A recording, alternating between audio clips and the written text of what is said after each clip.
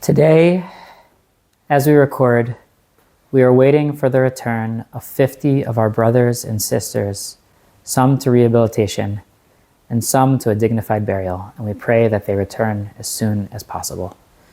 This week, we read from Parashat Hukkat, and then we continue to read one of the most difficult haftarot of our entire cycle.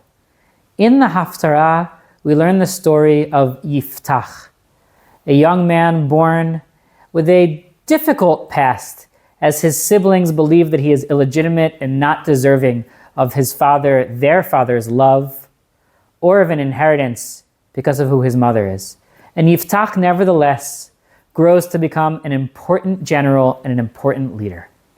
Yiftach is faced with a terrible battle and is worried that he is going to lose all of Israel to our enemies. And so he calls out to God and says, God, I vow that should I win this battle, I will sacrifice the first thing that I see when I come home. Of course, Yiftach wins his battle, and the Israelites are saved.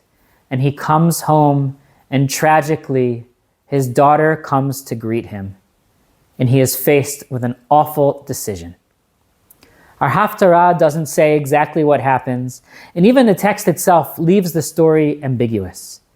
But our rabbis have to understand, and they understand, that Yiftach sacrifices his daughter. And they ask, how can somebody make such a horrible decision? How could somebody think that our God would want human sacrifice when the Torah so clearly is against it?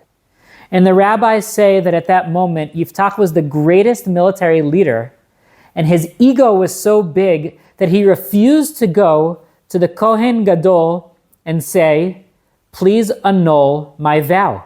And the Kohen Gadol, Pinchas, knew exactly what it was, but his ego was so big that he refused to say, I will go to this military leader and I will initiate the annulling of this vow. And in Leviticus Rabbah, our rabbis say, because of these two egomaniacs, a poor young girl lost her life.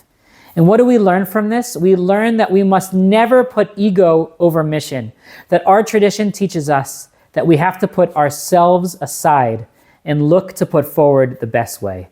As we go into this week and into Shabbat, I pray that all of us can understand what needs to happen in this world, and that we can put our own egos aside and look for the good of all of us.